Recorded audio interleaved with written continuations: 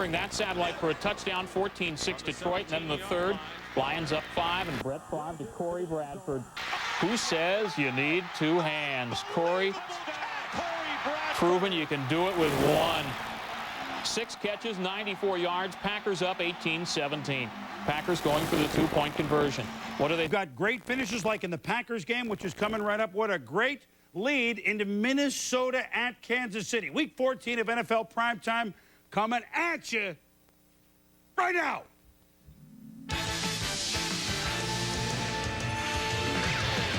Week 14 of NFL Primetime. Could the Pats put the brakes on the Colts' 8-game winning streak? The Bills and Dolphins both try to tame underdogs from the swamps of Jersey. The Bucs want to order a king-size win over the Lions. Could the Pack slip by the upset-minded Panthers? The Redskins hope to rattle Jake the Snake in the Cards, while the revenge-minded Cowboys look to pound the Eagles. The Seahawks look for a recharge against the Bolts. And can the Rams bob and weave their way to another win? NFL Primetime. Coming up next.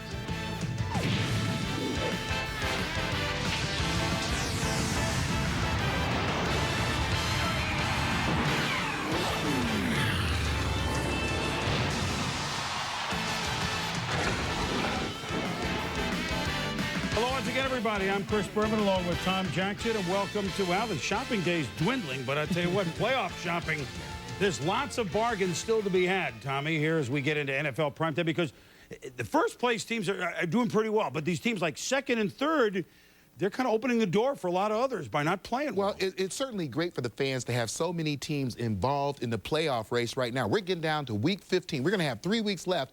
Right now, we're finding so many teams, the Arizona Cardinals, the Carolina Panthers, involved in the playoff races. 'Tis the season to be jolly and to be wide open in the playoffs. And I tell you what, one thing that the Green Bay Packers, one thing we have at home, especially for a team like from Carolina when they come in today, is a home field advantage. Yes. But it doesn't snow in Green Bay anymore. What's the problem? The tundra is not yet frozen. As we go to Lambeau Field for the Packers against the Carolina Panthers. Steve Berline, blitz, and it's Keith McKenzie, one of the McKenzie brothers, and then both Bob and Doug go into the stand. There's Bob, and then here comes Doug. Oh, all the McKenzie brothers. 7-3, the Packers. Brett Favre, 30,000 yards passing. Congratulations, Brett. Only Dan Marino, Warren Moon have done it faster to this milestone than the great number 4, Favre. The dump to Donald Duke and the driver. Nice New England band. Touchdown. 21-17 the Pack. In the third quarter, same score. Steve Berline, who surrendered a pick. Tell you what, though, he was sharp.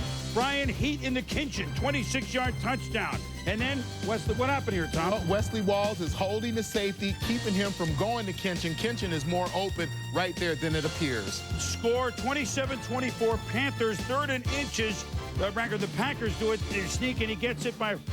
Next play, Favre. Play action. Finally, number 84 again doing something for the Packers. This time it's Bill Schrader, 22 yards. Second attempt from 25 to Donald Driver. He guitars his way to a first down. First and goal from the 1. William Henderson, not Basil Mitchell, not Paprika Smith, but it's William Henderson, the fullback. Touchdown, 31-27 the Pack. 2.5 to go, 3rd and 5. Berline to Patrick Jeffers, who had a huge day. First down, Carolina. Minute 25 to go, 3rd and 10. Berline to Jeffers. They're not going to get 10, but they're going to get 9. So 4th and 1 with a $1:17 to go. Packers stop them. They got the game. Berline rolls. Very calm here. Tom finds Wesley Walls. The drive is still alive. So look at Walls, bull to the 8. First and goal from the 8. Berline will step forward. Is he at the line? It's a touchdown to Wesley Walls. The Panthers have the lead, but wait a minute. The officials inside of 2 minutes go to that peep show. And you know what, Tommy? The line of scrimmage was not the 8, and look, it looks like he's over the 8. Well, yes, and our production crew, a great job right there of showing you where the line was. Berline clearly over it, so the correct call was finally made by the officials. So that's a loss of down and a loss of 5 yards, and second down incomplete. Now 3rd and goal. Berline to Wesley Walls. Tick, tick, tick, tick, tick. Now remember, the clock is ticking all the way down to 5 seconds. We'll come back to that. So it's now 4th down. Berline, his own number. Yes, he's over the goal line. Touchdown. It's a touchdown. And there's no time left on the clock for the magical one, Brett Favre, to do magic for Ray Rhodes. Big win for George Seifert coming up to Lambeau Field.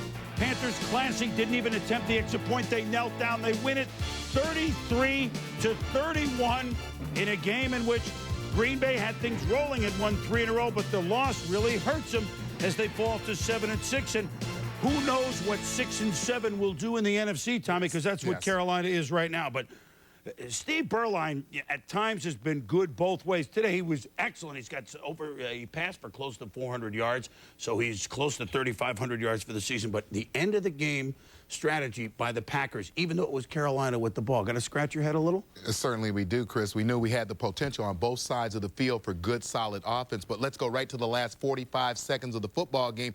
If you are the Green Bay Packers, you have to leave Brett Favre the opportunity. The Packers got caught with 3 timeouts that they took to the locker room with them. They are of no use to you there. You have to save some time. The 5 seconds left didn't give them time on the last play from the 5-yard line to have a chance to get Brett Favre on the field. In fact, Mike Holmgren, 2 Super Bowls ago, allowed the Denver Broncos to score to give Brett Favre a chance to get back down the football field. And he got criticized for it at the time, but you could understand it later. Well, Brett almost got there. Well, he didn't get there this time, and the Packers with a stunning loss at home with road games coming up at Minnesota and in Tampa Bay. When we continue, the missile is sighted, and the snake is rattled. We'll be back.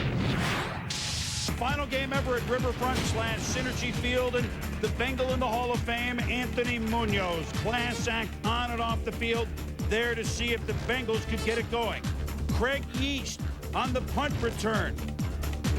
Oh, he's making bread. Marlon Forbes loses another primary. He can't get him. 10-0 the Bungles. Second quarter, 10-7 Bengals. Corey Dillon running left. Now what's Darnay Scott provide the block? What? There go all the Browns. Dillon provides the motor and the power down to the floor. Tommy had 162 yards in the first half. This set up a touchdown. 23-15, last minute first half. Tremaine Mack. And Ronnie Powell, the rookie, has Jets. He got hurt in the game, and he also hurt his team. And unfortunately, he didn't hurt Mack there. That penalty, in addition to the big return, sets up a Dillon 2-yard touchdown, 30-15 at the half. Third quarter, Dillon runs right. Cliff Gross looking almost Pete Johnson-like. Dillon, 3 touchdowns, 192 yards. He really didn't play the fourth quarter. The Cincinnati Bengals have won 3 in a row, rolling by the score of 44-28. This just in, Tom. They closed down Riverfront / Synergy impressively. Corey Dillon is a truck. Well, Corey Dillon has shown the glimpses of greatness over the course of the last couple of years. He is going to be the building block along with Akili Smith for this team. Elsewhere in the humorous AFC Central underbelly, Ravens Steelers. Now, quarterback trouble for Pittsburgh. Hey, Jerome Bettis can play quarterback. The bus throwing to Slash Jr. Hines Ward. 7-0 Steelers are tied at 10 at the half. Now, I got to tell you something. In the first half, Tony Banks was 3 of 17. 3 of 17. But in the third quarter, Kadri Ishmael takes the licking and keeps on ticking. Shakes off the rib injury. 54 yards. Touchdown. Yeah, and he takes a shot here from the safety, Scott Shields. You've got to learn to wrap up. You can't bring a guy down by popping him with your elbow like that. Cowher says to his defense, you got to tackle, you got to tie him up. So do they listen? No. Unlike the thing on Mars, this missile we could hear from. 59-yard touchdown, 24-17. Now, this is still the third quarter. Again, Tony Banks to Kadri Ishmael. Let him run NASA. So here's Tony Banks in a 9.5-minute span in the third quarter. It's Kadri Ishmael for touchdowns of 54, 59, and 76. So basically, Tom, the Steelers allowed 1 reception for 7 yards to one guy, 1 reception for 3 yards to another guy, and 8 for 268 to Ishmael for staggering numbers for him. And the Ravens win. And with all due respect to those numbers, I think both of these teams realize they have some work to do at the quarterback position.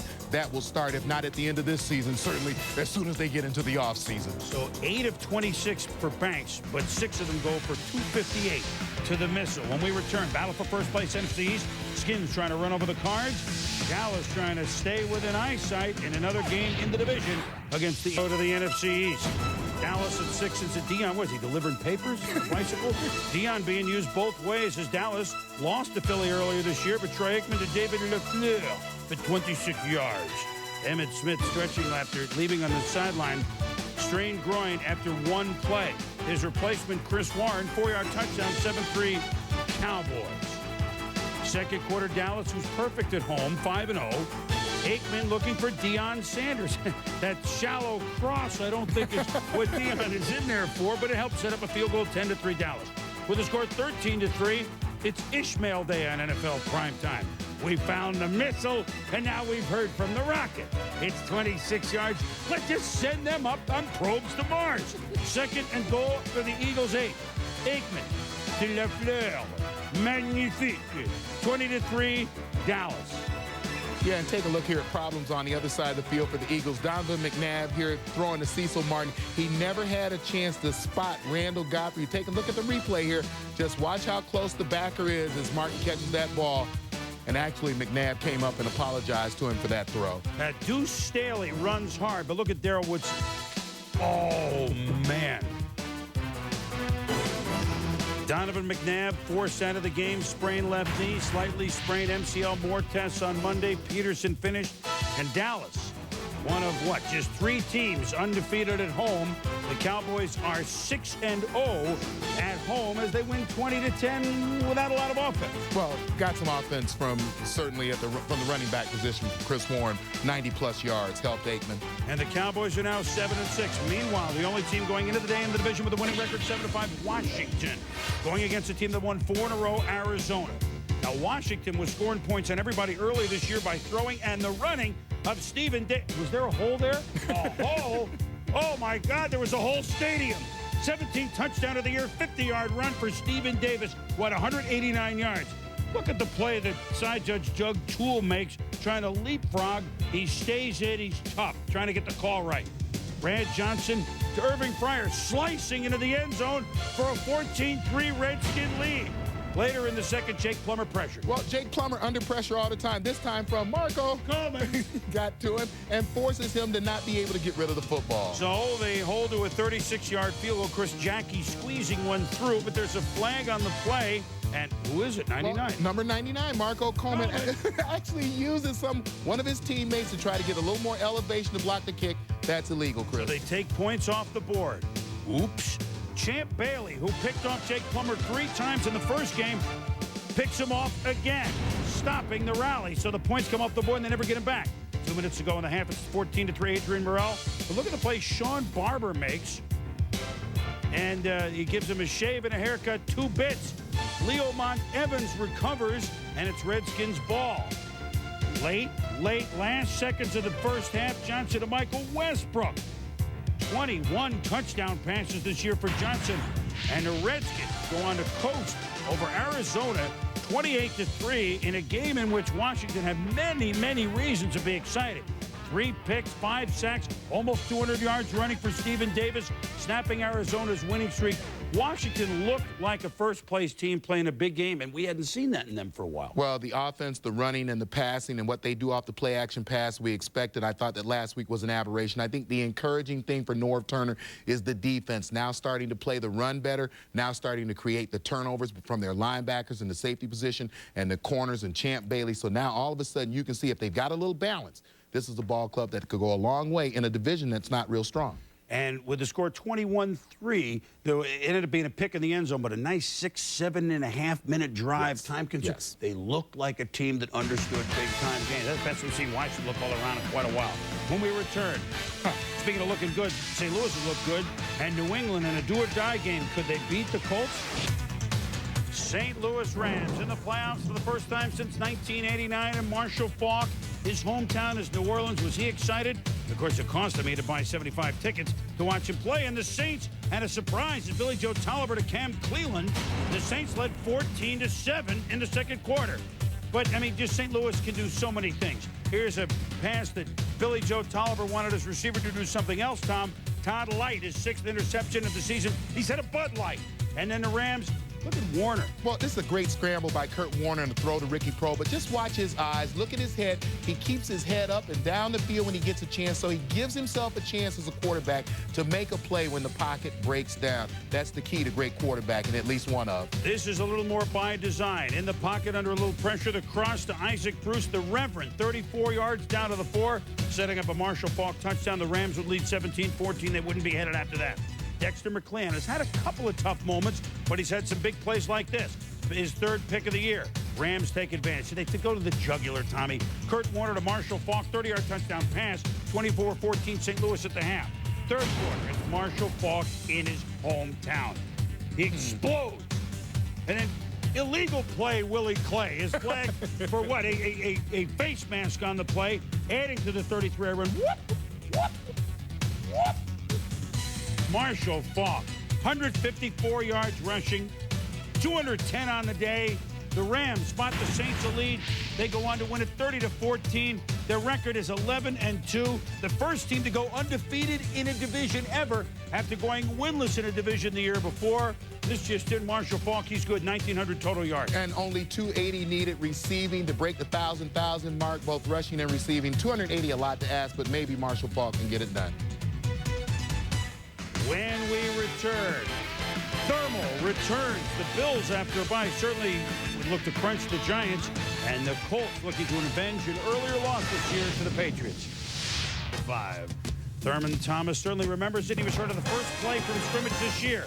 Thermal is back. The screen from Doug Flutie. Tom, we remember this well. 23 yards. And Thurman Thomas, great at picking his way through the defense, and he brings fresh legs to this team in December. Kerry Collins looked like Y.A. Tittle last week to Ike Hilliard.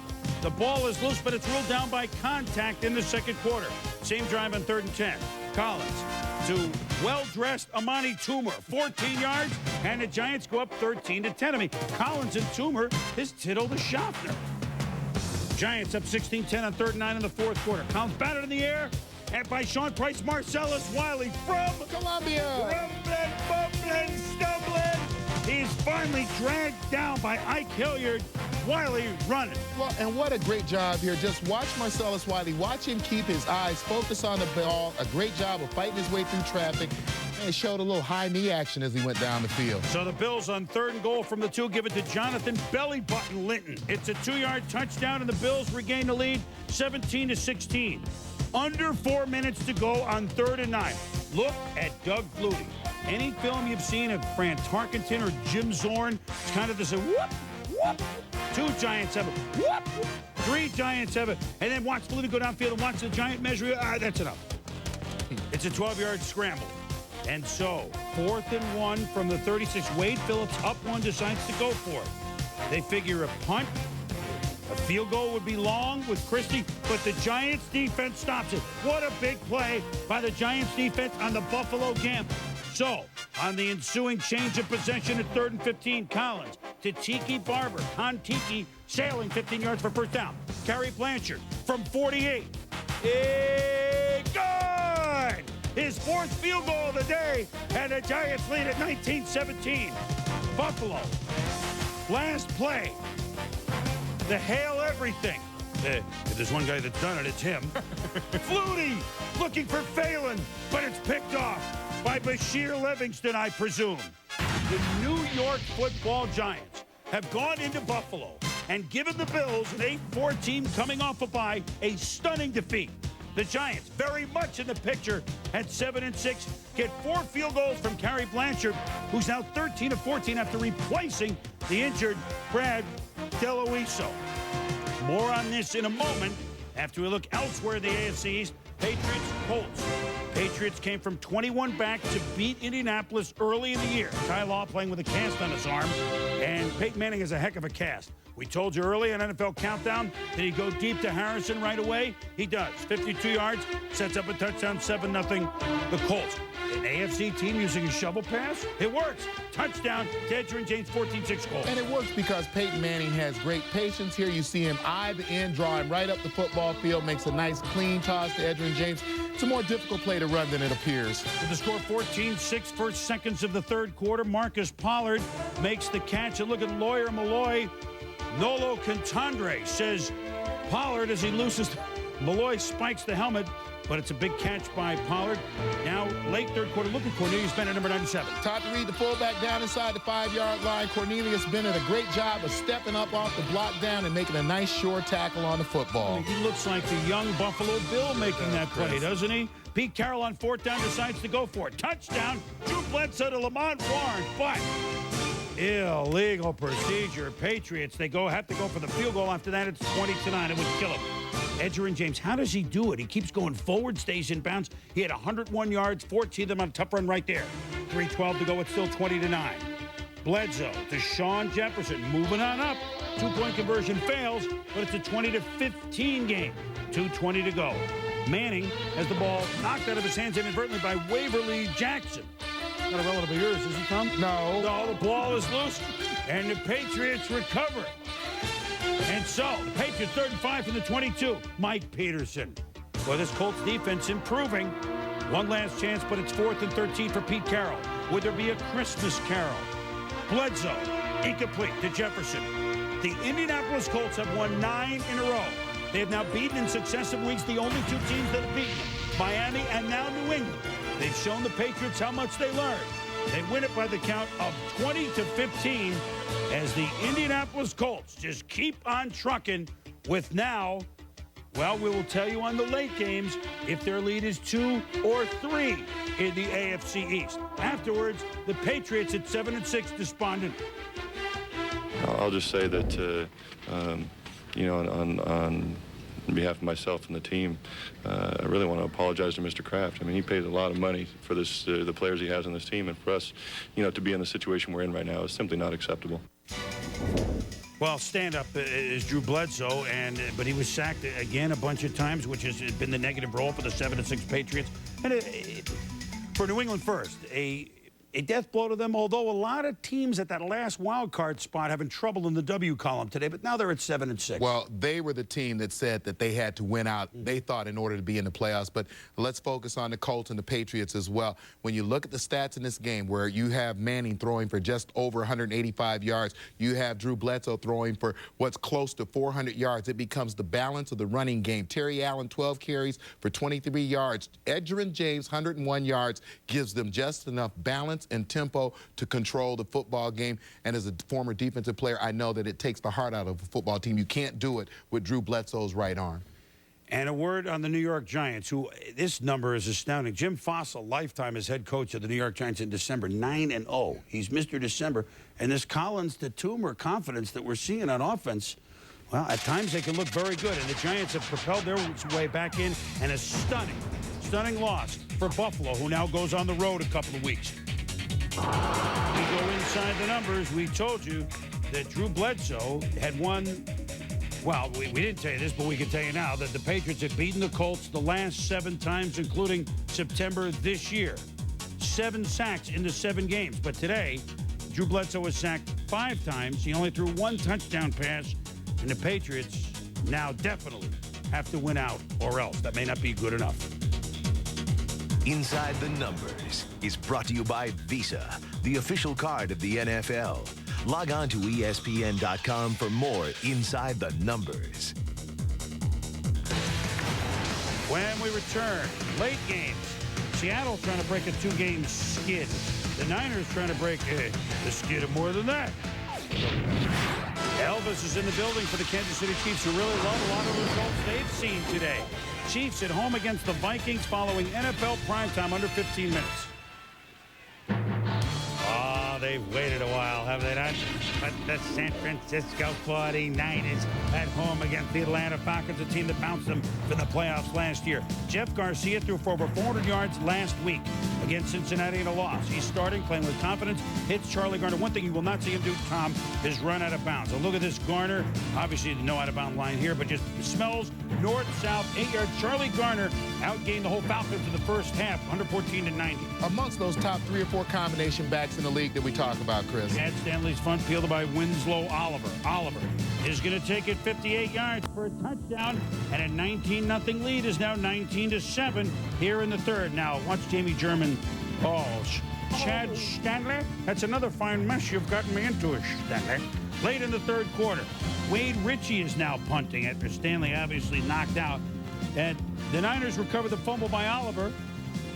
Sets up a Fred Beasley score. He had a pair. Hey, Bryant Young had a safety. And in the muck and the mire, sometimes you can get what you need. The San Francisco 49ers end a long, long losing streak as they beat the Falcons. And in the first of two meetings against Atlanta, beat them by the score of 26-7. John Kitna, all of a sudden turnover prone the last couple of weeks. As Seattle's 8-2 record had fallen to 8-4. They're at home against San Diego.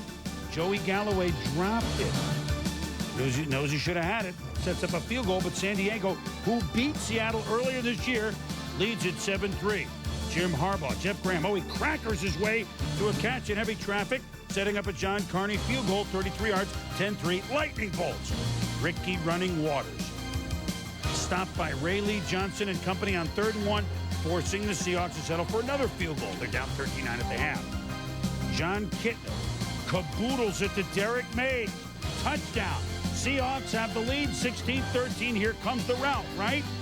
Wrong, because Seattle can't make the big play. Well, nice play fake right there. You're going to see Kitna go up top to Sean Dawkins. He gets nice position on the defender, has a chance to grab the ball. That's one Sterling would say he dropped twice. Todd Peterson, 52 yards out. Now, he's made 16 in a row, but he misses this one, his second miss in the fourth quarter. Seattle's next possession. Waters fumbled twice last week. John Perella strips him of the ball. The Chargers recover, setting up the man that did in Seattle earlier this year, John Connie. Sheila McRae, but it's not yet. Good night, everybody.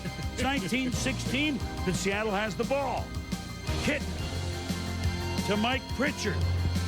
Setting up with 1:15 to go, Todd Peterson, 38 yards for the tie. The kick is doink. Hits off the upright. Uh-oh, says Mike Holmgren. You know what? The San Diego Chargers, I know they lost, 6 in a row. They've won 2 in a row. They have a chance to have a nice start, means something at the end. And Seattle's 3-game lead in the division is potential down to naught as they fall 19-16. And great game by Junior Seau coming back from injury. 9 tackles, all solo. When we return, just let him make the damn pick. Keyshawn and the Jets against Miami. And the biggest game of the day, first place in Tommy. Well, you look at the offensive formation. It's called spaghetti. You got him behind Wayne Corbett and Dedrick Ward. Defense has a hard time figuring out who to cover. Well, spaghetti, this was meatballs. Keyshawn drops it. Could have been a touchdown. We're tied 6-6 field goals in at the half. 48 seconds left in the third quarter. It's 13-6 Miami. But Marino was picked off by Aaron Glenn. Jets swept Miami last year, and Marino knew he made a bad throw. Jets, though, remember, trail 13-6. Ray Lucas to Keyshawn. Sean Wooden is not going to get him. 26-yard touchdown, tied at 13. The crossing formation here between Keyshawn Johnson and Wayne Corbett, again, make it difficult for the defenders to maintain their coverage. Gives him just enough room, Corbett does, to get Keyshawn to the sideline. Nice throw, run, catch. Scary moment here. Darrell Gardner, helmet-to-helmet hit on the quarterback, Ray Lucas. He would lead the game, and Rick Meyer came in for a play. One play after Lucas returned with the score still 13-all. Look at Lucas to Keyshawn Johnson, and it's good coverage by Sam Madison. A one-handed catch for a touchdown. Keyshawn 11 for 144 and 2 touchdowns. Missed extra point keeps it at 19-13. But now a field goal makes it 22-13. Marino picked off by Omar Stoutmeyer. You know, Omar's probably got a good mustache. 67 yards, he could go all the way. The Jets lead it 28-20 and go on to win it by the count. They lead at 28. They win at 28-20. Miami scoring a late touchdown with Heward in the game. And so Miami, they have dropped 3 in a row to fall to 8-5. In the process, Indianapolis in playoffs, Jacksonville in playoffs. As we move to the Lions and the Buccaneers, Sean King, second career start, watching as the Lions, Gus Frerotte. He's had a hot hand. Johnny's more diving catch in a battle of 8-4 teams in the NFC North. 3 plays later, Greg Hill. Lions swept the Bucs last year, beat them earlier this year. They lead 10-0. And watch Jermaine Crowell here. He's going to go down, He's got John Lynch right there pinned inside, and what a great clear job for Greg Hill to get outside and get to the end zone. So you figure with Sean King down 10 points, Tom, it's going to be trouble. But the dump to Warwick done. And look at the little one swimming upstream. 68 yards down to the 8-yard line before the Lions corral him. Face mask penalty tacked on. Next play, King. That famed Sean King to Kevin, he, get off of McLeod. Touchdown. 10-7, the Bucs are within 3. It's a safety Tampa Bay, but Detroit now leads 16-9. Oh, Riddell Anthony, 30 yards. Bert Emanuel, 12 yards. 3rd and goal from the 1. What's going to happen? Mike Good hands with all stop. There goes the boat. And we're tied at 16. 5 minutes left in the 4th. Still tied. John Lynch catches the over. He's always around the ball. That was the overthrow by Farad. The Bucs defense, which Detroit did okay with an offense, but they come up big against Bobby Ross when they needed it. 2nd and 8. All stop. Screen from King. 23-16. 22-yard touchdown from King to Allstott. Chitty, bang, bang, Ahana-two. Warren Sapp provide the pressure. Farad, incomplete. Warren Sapp and the Tampa Bay Bucs in as sky-high a week as they've seen down there in a long, long time. The Tampa Bay Buccaneers are now in sole possession of probably the best division in the NFC. First place, they're 9-4. They beat Detroit 23-16. And Sean King came up with the passing game when he had to. 297 yards for King, even though a lot of short ones were turning the long plays by Dunn and Allstott. What a week it's been for Tampa Bay. When we return, game balls.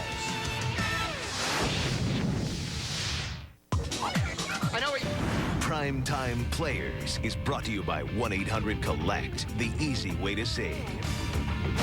Hey, when you catch in a 9.5-minute span 3 touchdown passes of 54 yards or more, and you send signals for Mars, the missile gets my game ball. Tom? Mine goes to Stephen Davis. He got the Washington Redskins back to their winning ways. The 37 carries, 189 yards, gave them the running game they needed. Monday Night Countdown, Mike Tirico and the gang at 7 Eastern Time with Tommy Sterling and everybody getting you set for Denver at Jacksonville. So, Indianapolis, a 3-game lead in their division. Jacksonville is now in. We already know St. Louis is in. And the Tampa Bay, I was told not to use the S word unless Tampa Bay beat Detroit. Tampa Bay has a shot. For Tom Jackson, I'm Chris Berman. Thanks for watching Primetime. Vikings Chiefs coming up. Thank you. His tries while playing for 2 previous teams. George lost to Kansas City when he was a Raider and a Falcon. This time around, he came dressed, of course, as a Viking. He also arrived fully equipped with what he labeled his best ever supporting cast, led by Randy Moss. Vikings down by as many as 21-0, but George and the Vikings storm back. 3rd and 8 from the 13. George to Randy Moss. And suddenly we're tied at 21. 4th quarter, 8 minutes left. Derek Thomas, a big night, strips George of the ball. Eric Hicks picks it up. And even the running back Robert Smith will not catch him. 28-21 Kansas City. Vikings last chance, perhaps. 4 minutes left. It's George again. Looking for Moss. Grabs it, drops it. Chiefs recover. And Moss crestfallen. Under 2 minutes to go. Chiefs punting to Randy Moss. Oops. Darting, dashing, and knifing through the Kansas City Chiefs, and he's gone. Tied at 28. 8 seconds to go in regulation. Still tied at 28. Pete Stoyanovich. 20 a distance. Ball game. From 38 yards out, makes a winner of Gunther Cunningham. 31-28. Vikings' 2nd consecutive loss after a 5-game winning streak. 10th consecutive home win against an NFC opponent for Kansas City. Chiefs now lead the NFL in turnovers as far as taking them away from the opposition, plus 19 for the season. It's Week 15 of NFL Primetime. Could the Rams run away from the Giants and lock up home field in the NFC? The